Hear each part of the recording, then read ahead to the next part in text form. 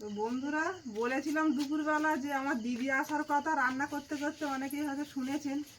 তো ওরা এসছে এখন সন্ধেবেলা। এই হচ্ছে আমার বড় পিসিমা। এখানে আসো একটু। ভালো আছো তো? মা ভিতরে আসো। আর আমার মাকে তো আপনারা সবাই চেনেন, আর ওটা আমার দিদি, এটা দিদির ছেলে। তো মেলা হচ্ছে বলে ওরা এসছে। আর এখানে একটু দরকার ছিল, সবাই তো জানেন যে ওখানে ওদের একটা ভাড়া বাড়ি চলে, সেই টাকা পয়সা নেওয়ার জন্য এসছে, মানে অনেক রকম এতে এসছে উদ্দেশ্যে। তো সম্পূর্ণ পর্বটা দেখতে থাকুন, আর যারা নতুন দেখছেন তারা চ্যানেলটাকে সাবস্ক্রাইব করে আমাদের পাশে থাকবেন। তো মুন গেছিলো পড়তে, মুনকে দেখি সঙ্গে নিয়ে ওরা ঢুকছে, আর আমি শুয়েছিলাম সন্ধে টন্ধে দিয়ে। তো চলো ভেতরে। তোরা থাকবি তো রাত্রে? এই না, চলে যাবো সব। বাবা একা আছে না, ওরা এসেই চলে যায়। আমার বাবা অসুস্থ, আর একা থাকতে পারে না বাড়িতে। যত রাত হোক বাড়ি ফিরতে এর আগেও বলেছি বন্ধুদের, আমার ভাই নেই, আমরা 3 বোন। আর বাড়িতে একদম ফাঁকা, মা চলে এসছে, আর এই দিদি মায়ের কাছে থাকে, ওর ছেলে এটা। এখন বাবা একবারে কি রণজিৎ রেখে যে আমি একা থাকবো, আমি বলি না না ওরা চলে আসবো, ও আসবো, থাকবে না। ওদের একটু টিফিন টিফিন বানিয়ে দেবো, ওরা তো চলে যাবে, থাকবে না রাত্রে। এখানে এসে বসো, আমার পিসি শুধু দুঃখের গল্প। বসো এখানে, অনেক কষ্ট করে মানুষ হয়েছে ছোটবেলা থেকে। বসো দেখি। তোমার এখন তোমার বয়স কত হবে? বয়স কত হবে এখন? 70। 70? হ্যাঁ। না না, 70 বেশ। তো বাপের বয়স যদি 70 হয়, পিসির বয়স বড় না, বাবা 11 ভাই বোন আমার বাবারা, তার ভিতর থেকে কি তুমি বড়? হ্যাঁ। তুমি বড় ছিলে? না না, বড় জায়গা বড় ছিল। আমার বড়দি মরে গেছে ডিতে। ও সবার বড় ছিল। ওইটা বড় তো আমাদের জ্ঞান হয়ে দেখছি আমার দুটোই পিসি। আগে একটা মানে 3টে পিসি ছিল, তাদের তো আমরা দেখিনি, মারা গেছিল। আমার বাবাই ঠিক করে দেখেনি, অনেক ছোট ছিল, তার আমরা কি করে দেখবো? না না, তোর বাবা মনে পড়ে না তো? আমার দিদি মরে গেছে, তোর বাবা তখন ছোট। তার মানে আর ওই তোর বাবা হচ্ছে অষ্টম গর্ভের ছেলে। যখন আমার দিদি মরে যায় তখন তোর বাবা তখন একটুখানি ওর এই কানের মতো কখনো সুজি দিত আর কখনো গালের মতো দিত।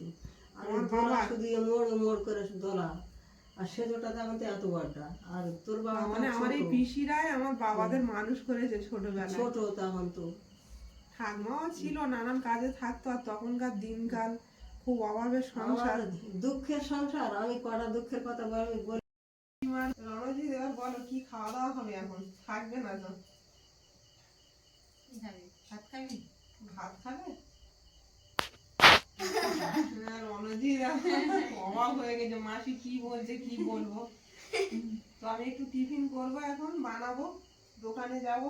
মন যাবে আমার সাথে? আমার সঙ্গে রবিবারে যাবে, কেউ যাবে না, চলে আয়। বন্ধুরা, কড়াটা গরম হয়ে গেছে, কড়াই তেল দিয়ে দিচ্ছি। এখন বাড়িতে পাঁপড়, কাঁচা পাঁপড় কিনে এনেছি, ভেজে দেবো। মুড়ি, চানাচুর এইগুলো দেবো। ওরা এইগুলোই খেতে চেয়েছে। চপ আনার কথা বলেছিলাম, তো বলে চপ খাবো না।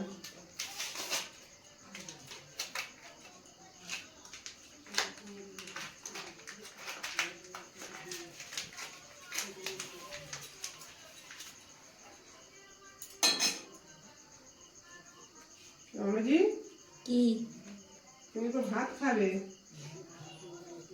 ভাত খাবে বললে তো? হ্যাঁ, এই চপ পাঁপড় খাবে না? এই মুড়ি পাঁপড়, তেলটা এখনো হয়নি।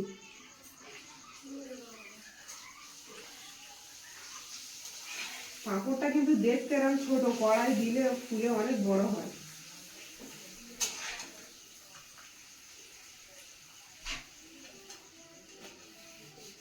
মুন, কি বললাম তোমার?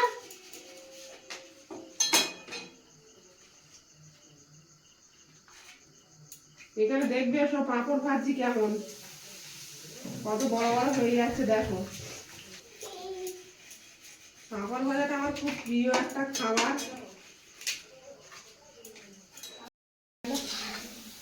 দারুণ লাগছে, এই পাঁপড়গুলো খেতে খুব টেস্ট হয়।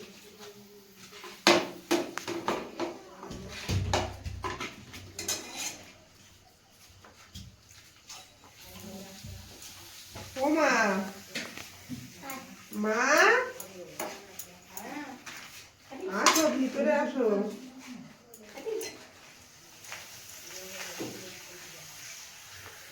আমার মারা এরকমই আসে আর চলে যায়। আমার যখন শরীর খারাপ হয় তখন এসে 1-2 রাত থাকে, তার বেশি থাকেই না।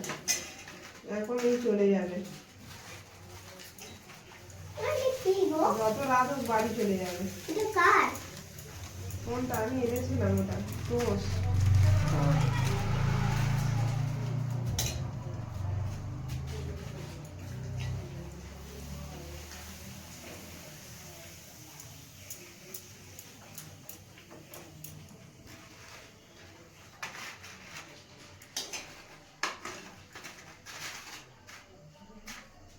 মা, ও একটু চানাচুর খাচ্ছি। চলো সবাইকে দেবো।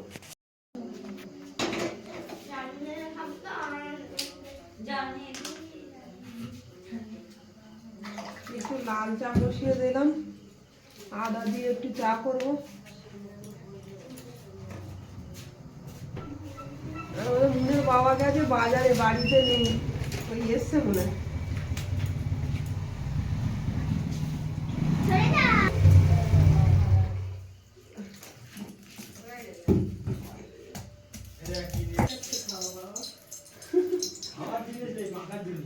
মাখার জিনিস বলে তার কি দিয়ে খাবো? বাবা তো মেয়ে আছে। চলো ঘরে চলো।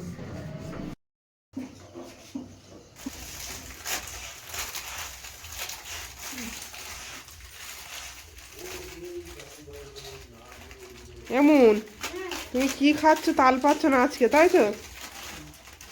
এই নাও, সবাই খাও। চা দিয়ে খাও।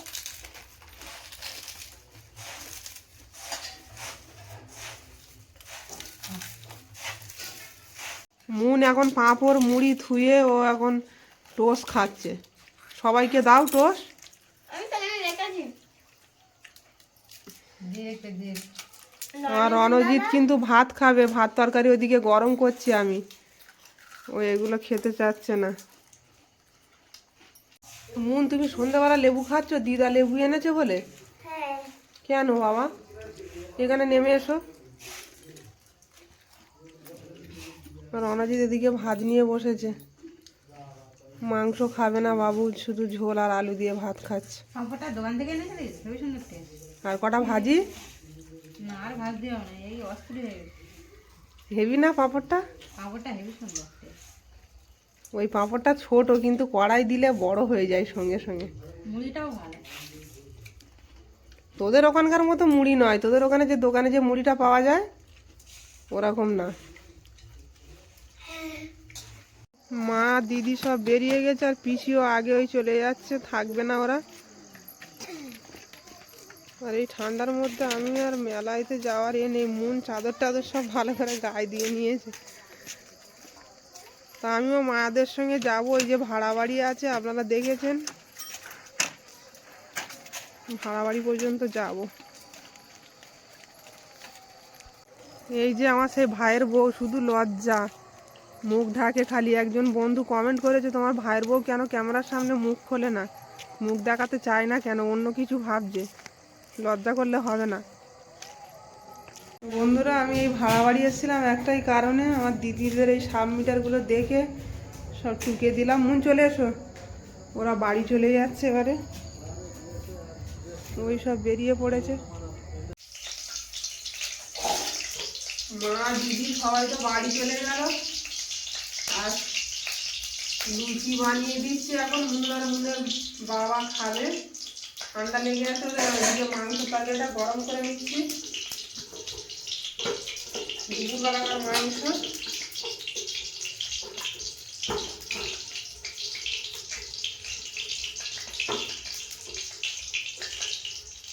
তো মা দিদি ওদের সঙ্গে ভাড়া বাড়ি যাওয়ার কারণ হলো, ওরা এখানে ভাড়া দেয়, সমস্ত দায়িত্বটা আমারই থাকে।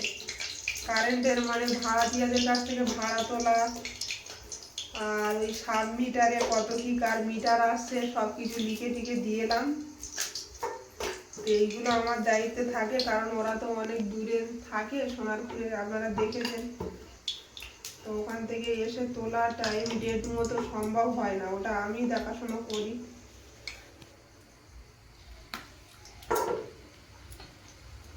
মাদের বললাম এত করে যেন থাকলো না, চলে গেল সবাই। পরে আবার আসবো, এসে মেলা দেখবো। আমি তো বললাম, তাই তো আমাকে বললো। আমি আর জোর করলাম না। মা কিছু আনিনি, চাদর টাদর খালি গায়ে এসছে। যখন এসছে তখন দিন সকালে, আর সন্ধ্যেবেলা ঠান্ডা পড়বে, তুমি কিছু গায়ে দিয়ে আসোনি। আমার চাদরটা আবার খুলে মাকে দিলাম, গায়ে থেকে খুলে। মা তো নেবে না কিছুতে, বলে তোর চাদর আমার দিস না, আমার ঠান্ডা লাগছে না। আমি গায়ে হাত দিয়ে দেখছি পুরো গা একদম ঠান্ডা বরফ মার। আর এই ট্রেনের হাওয়ায় যাবে, আরো ঠান্ডা লাগবে। ওই জন্য আমার গায়ের চাদর খুলে মাকে দিলাম। আমি তুমি নিয়ে যাও, আমার বাড়ি চাদর আছে। মা একটুখানি সময়ের জন্য এসছে, তাও আমার বাসন টাসন সব মেজে দিয়ে গেল। কলতলায় বাসন পড়েছিল, দেখে আবার মেজে দিল। উনি যখনই আসে তোমার বাড়িতে পয় পরিষ্কার করে দিয়ে দেওয়া যায়। কিন্তু আটা দিয়ে লুচিটা বানাচ্ছি, নরম হবে কিন্তু, শক্ত হবে। মোর ফুলকো ফুলকো লুচি শীতের মধ্যে ভালো লাগে। মারা এসেছিল তো কিছু খাওয়া দাওয়া করলো না, একটু চা মুড়ি খেয়ে চলে গেল।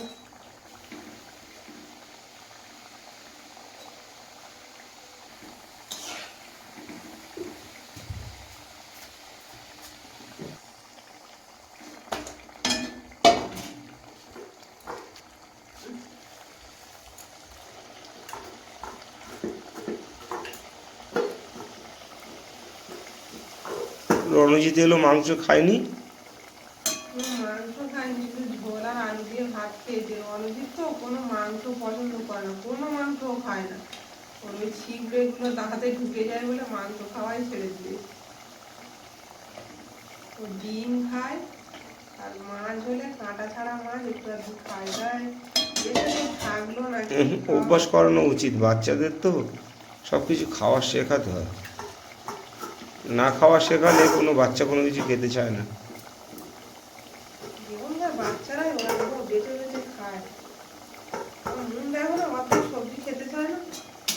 না শেখালে আবার খেতে চায়, শেখাতে হবে। তো আমার পিসিমা যখনই আসে তখনই দুঃখের গল্প ছাড়া পিসির মুখে আর নেই। অনেক দুঃখে কষ্টে মানুষ তো, আগেকার দিনের লোক। প্রায় মানে 80 বছর মতো বয়স হবে পিসির। হ্যাঁ তা হয়ে যাবে। কেন বলো তো, বেশি বয়স কিন্তু বোঝা যায় না, ওরা আমি বয়স হবে। আমার বাবার যদি 65 হয়, তাহলে পিসি অনেক বড়। ওরকম হবে বয়স, কিন্তু দেখলে কেউ বলবে 70-80 বছর।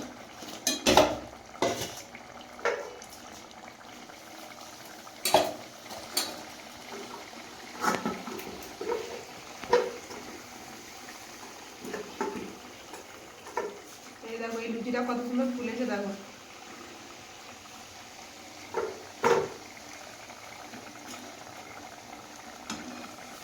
দুজনে হয়ে যাবে না, ভাত মাংস খাবো না। কেন খাবে না? আমার খিদে হয়নি, আমি ওবেলায় খেয়েছি। যাই হোক, 1-2 পিস খেয়ে নেবে।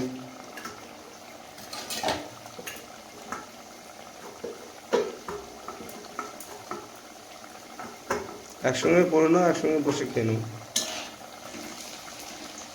পিসিমাটা এলো মেলার সময়, ভেবেছিলাম মেলাইতে যাবো, তো কেউ থাকবো না।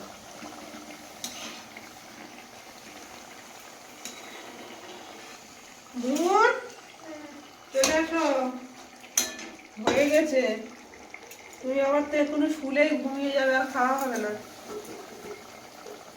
তেলটা হিট হয়ে গেছে না, দারুণ ফুলছে।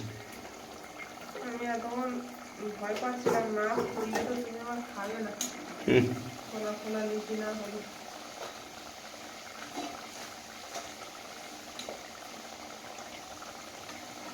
এই কটাই হয়ে যাবে, আর ভাজলাম না। ওগুলো সব ভেজে নাও। খাওয়া যাবে?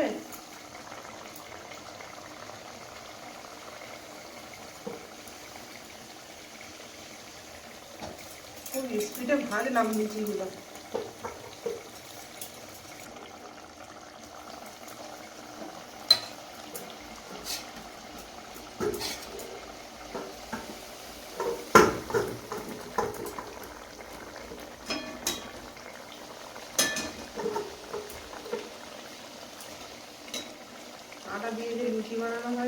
বেশিরভাগ ময়দা দিয়ে করে, কিন্তু আটার লুচিটা খেতে দারুণ নরম হয়, সফটি হয়। হুম। মন কেমন হয়েছে? হেব্বি। লুচি আর মাংসর তরকারি দারুণ খাওয়া শীতের দিনে।